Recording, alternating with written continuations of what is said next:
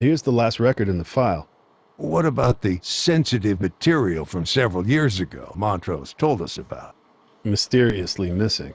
Christmas Day, huh? That is one dedicated caseworker.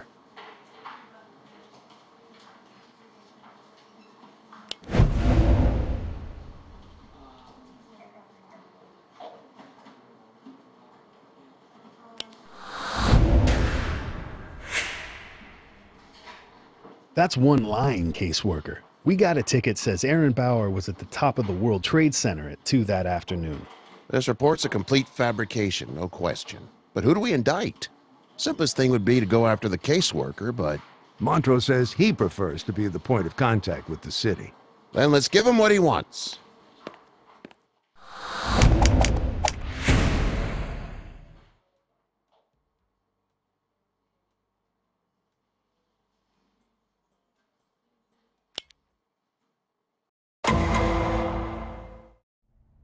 Throughout his career, Stefan Montrose has continually shone a light on the system's indifference to its most vulnerable citizens. Tuesday afternoon, the system struck back. We know what the columns are saying, Miss Jameson. We intend to prove that Dr. Montrose is guilty as charged. Manslaughter with gross negligence? In addition to one count of falsification of records with intent to deceive. I'm afraid you won't get the chance to present those records in court. I'm filing a motion to suppress. Paperwork went through the day before the subpoena was served. Good Shepherd is no longer run by the Archdiocese of New York. It's now an entirely private agency, administered through Dr. Montrose's holding company, New Directions. So you propose to throw out the evidence because we put the wrong address on the subpoena? Of all the underhanded ploys. The argument is technically correct. Improper service of a subpoena invalidates admissibility. The court finds for the motion. Fine. We'll proceed without it.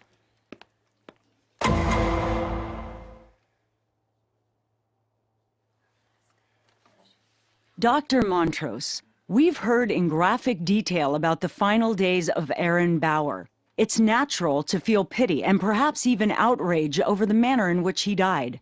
So tell the court, are you in fact guilty of gross negligence? No, I am not. Let me read you a quote. Neglect is built into our current welfare system. The client is a mere asset to be kept or traded as it benefits the agency. You're reading to me from my own book, The Empty High Chair, published last spring. My agency is different. Indeed, Good Shepherd is distinguished for treating its clients with dignity, as individuals with needs. Isn't that right? Objection! Leading. Defense is giving a speech for her client. Sustained. Let's concentrate on the facts of this case, shall we? Were you personally involved in the case of Aaron Bauer? I involve myself personally in every one of my cases, and this was especially true with respect to Aaron. How so? When the Bowers first came to my attention, Aaron had been taken into state custody and shut away inside City Youth Home. I know that institution well. I spent my own formative years there. Nobody deserves to go to City Youth Home. Nobody. And yet, despite your personal involvement in this case, Aaron Bauer was killed. How do you explain this? One word: drugs. First it was the crack epidemic. Now, just as that's beginning to subside, an even worse plague is sweeping through New York. It's a plague that destroys mostly those on the margins, so it's easy for the rest of us to ignore. Do you have some ideas for addressing this problem?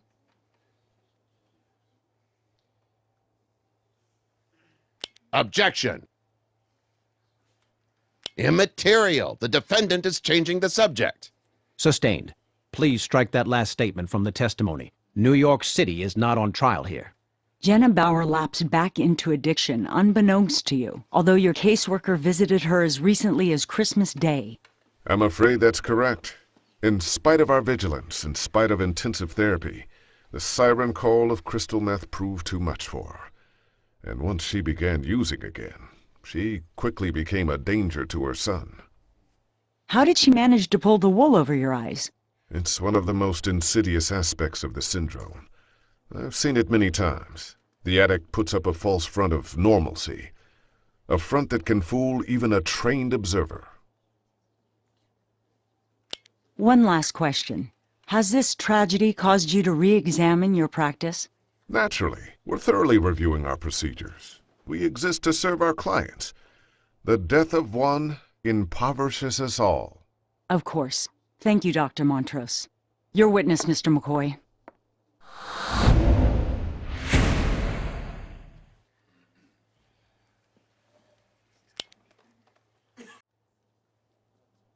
Dr. Montrose. Your agency advocated for Jenna Bauer in her bid to regain custody of her son, Aaron. In retrospect, was this in Aaron's best interest? Considering his fate, the answer has to be no. But hindsight is always 20/20. At the time, you believed the opposite to be self-evident, right? Every mother deserves to retain the custody of her children? We weighed the pros and cons of Jenna Bauer's case, and we came to the conclusion that she deserved a second chance. Perhaps if we'd had more facts at our disposal, we would have agreed with the city's decision.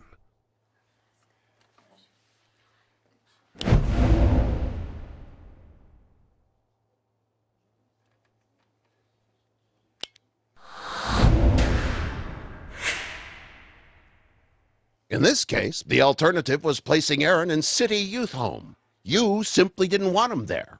Dr. Montrose, have you ever signed off on moving a child from his parents' custody into the institutional foster care system? No.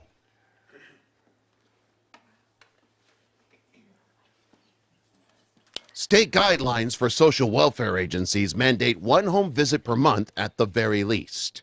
You needn't lecture me. I'm well acquainted with state guidelines.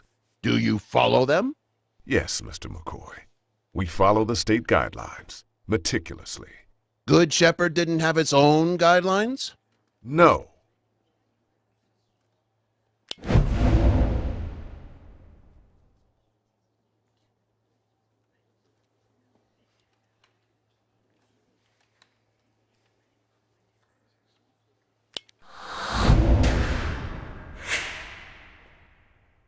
Didn't you tell the detectives that Good Shepherd makes its own guidelines? I don't recall saying anything of the sort. Think back, Dr. Montrose. It was during the same interview in which you refused to turn over Aaron Bauer's case files, in clear violation of standard procedure. Objection. Immaterial. It goes to credibility, Your Honor. Overruled. I won't deny that our agency operates according to unique procedures, but if anything, our guidelines are more comprehensive than the state's. You've heard Detective Curtis's account of what he found in Jenna Bauer's apartment, and you've seen the pictures. Indeed I have. What can I say? Appalling. I had no idea until this very morning when my counsel showed me the pictures.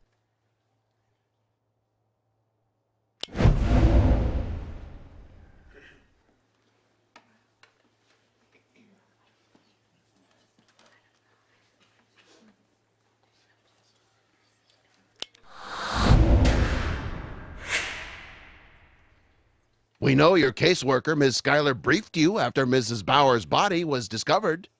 Well, yes, of course, but it takes a picture to really communicate the situation. You're the expert, Dr. Montrose.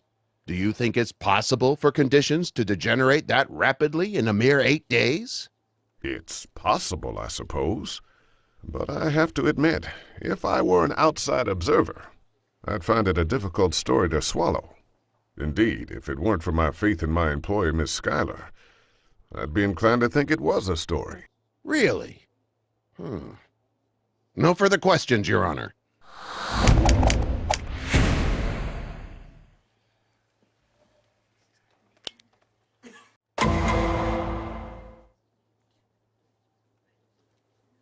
Defense calls Wanda Skyler to the witness stand.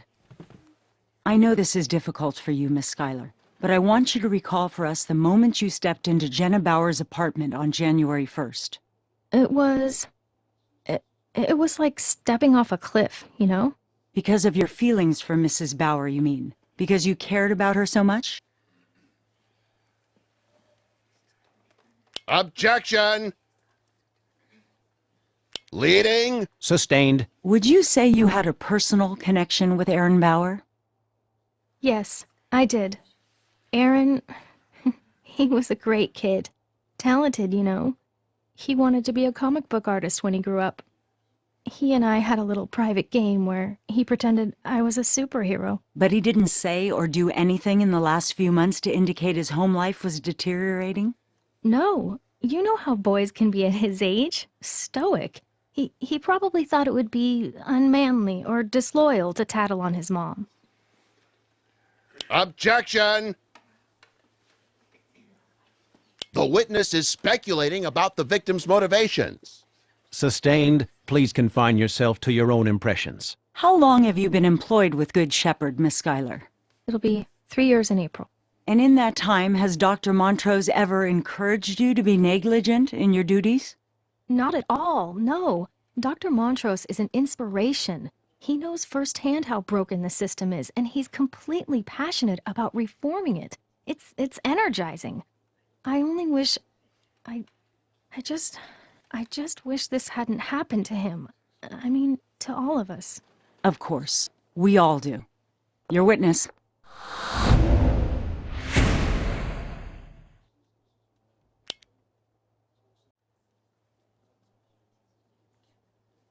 Miss Skyler, Dr. Montrose has testified that you visited the Bauers in their apartment on Christmas Day. At that time, did you find any indications that Jenna Bauer had lapsed back into her addiction to crystal meth? I didn't see any... I never made that visit.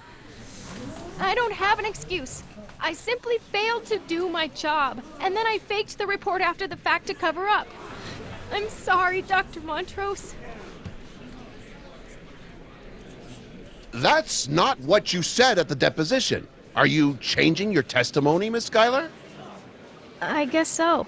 Were you briefed about this? Your Honor, prosecution was unprepared for this development. We petitioned the court for a continuance. Petition granted. We will resume trial next week.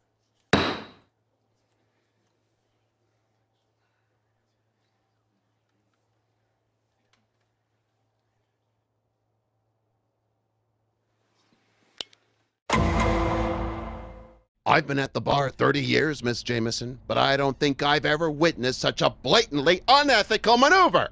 Instructing a witness to change her testimony without altering the deposition. You have no grounds for accusing me of complicity. You'd better hope I don't find any. Now, why are you protecting Dr. Montrose? Don't let yourself be intimidated, Miss Schuyler. You don't have to answer anything. No, but you do have to go to jail if you're found guilty of falsifying documents. We need you to come clean. Please. If you're telling the truth about forging that report, then you must have lied when you said you cared about Aaron. That's not true. I did care. We had a bond.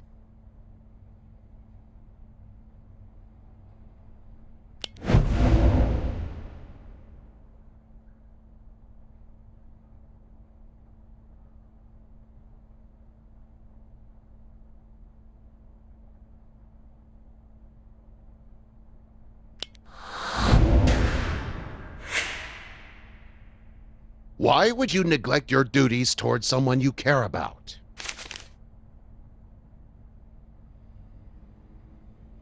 You mentioned on the stand something about a private game between you and Aaron. It was just a silly joke. It didn't mean anything. It did to him, I think.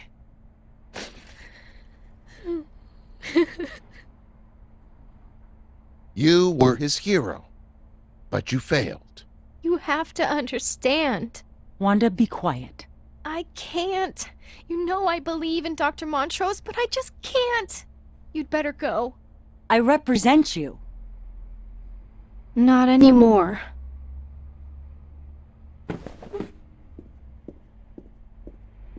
Now, what's the real story?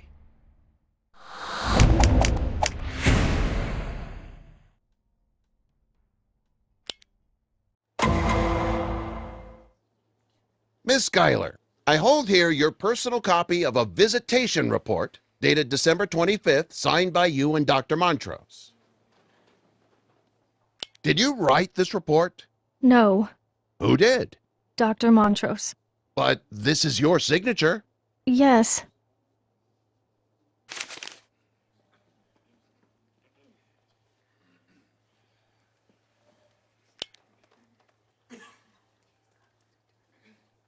If you didn't write this report, why did you put your name on it?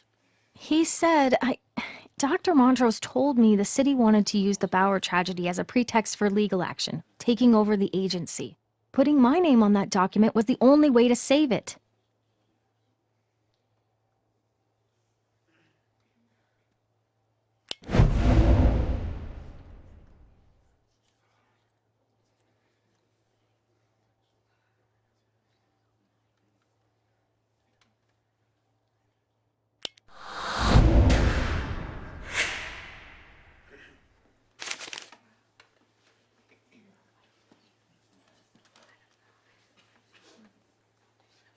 When did you sign this document? January 2nd. The day after you discovered Aaron Bauer was dead. Uh-huh. When did you last visit Jenna and Aaron Bauer? Last spring? 8 months ago.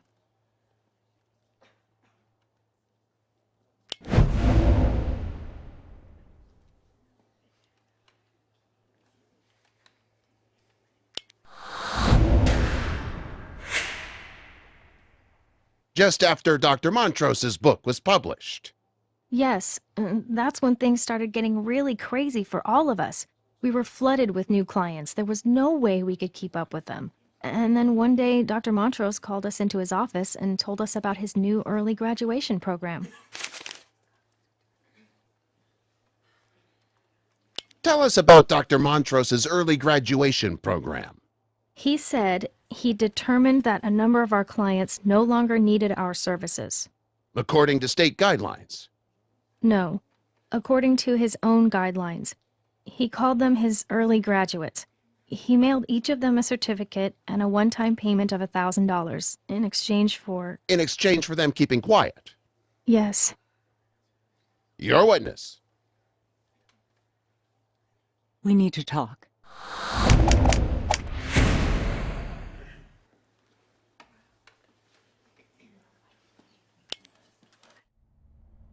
Ready to cut a deal? My fate is immaterial, Mr. McCoy. My sole concern is to keep the reform movement from falling apart. Very noble. What are you proposing? Dr. Montrose pleads to negligence and serves a 12-month probation. He agrees to step aside and allow an acting director to run Good Shepherd for the length of the term. Oh, what an example of self-sacrifice that is. I've got a better idea, Dr. Montrose. Gross negligence, 4 years, and a $10,000 fine for falsifying documents. You step away from Good Shepherd permanently.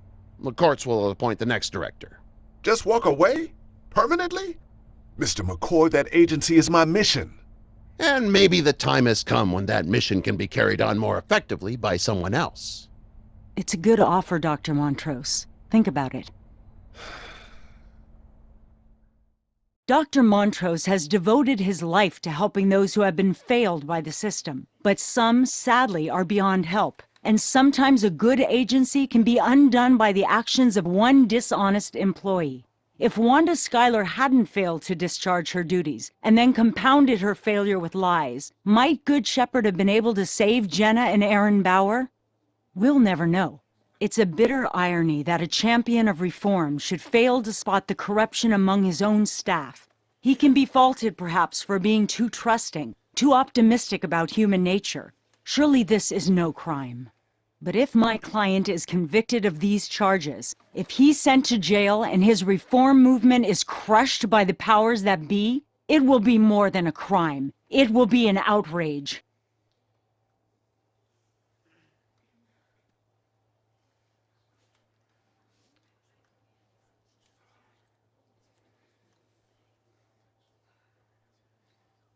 Dr. Montrose made his name arguing that our welfare system treats its clients like numbers. He proposed to treat them with dignity as individuals. His message resonated with millions, and he became famous. But the demands of celebrity caused him to neglect his own principles. In the end, his own clients were reduced to numbers. Numbers on checks.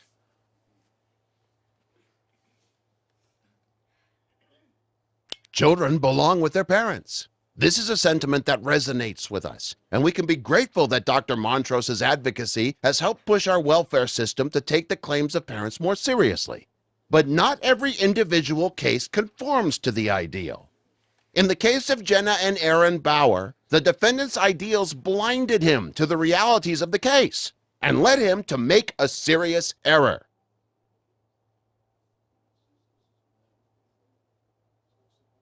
The deaths of Aaron and Jenna Bauer left Dr. Montrose with a terrible decision to make. He could acknowledge his agency's mistake, but this would compromise his moral authority as a public advocate.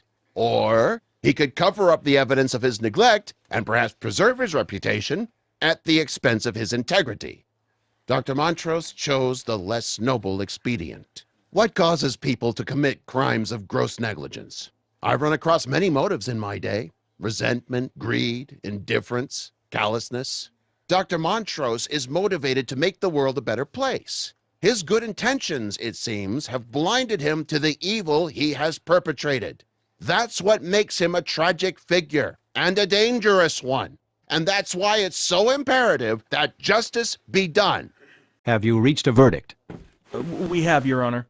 In the case of gross negligence, we find the defendant, Stephen Montrose, guilty as charged. In the case of manslaughter... Another victory for truth and justice. Is it? Good Shepherd will go into receivership, and before long it'll be just another child welfare agency. Montrose was a fraud, Jack. He got what he deserves. But does his movement deserve to die? How many parents are going to lose their kids as a result of this decision? Hey, it's not our job to second guess. Our job is to call him as we seize him, and trust that it'll all work out in the end. Come on, let's get a drink. Allison, you look great. I feel great. I've even been running again. Where's Detective Curtis? His daughter's birthday tonight. So, I'm guessing your recovery is going better than the last time we talked. Last time we talked, I was in a coma. I've been seeing a hypnotherapist, of all things. Anything jog your memory?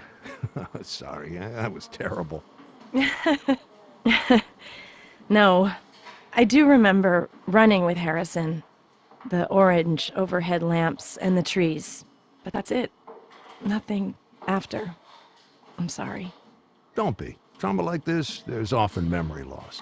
I still miss him, though. Harrison's family's been great. His father's been taking care of all the bills. And, of course, he's pleased as punch about his new grandson. We're calling him Brendan. Good.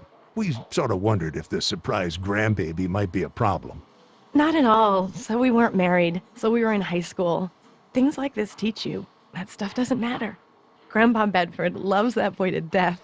Any more thoughts on who would have wanted to kill Harrison? No.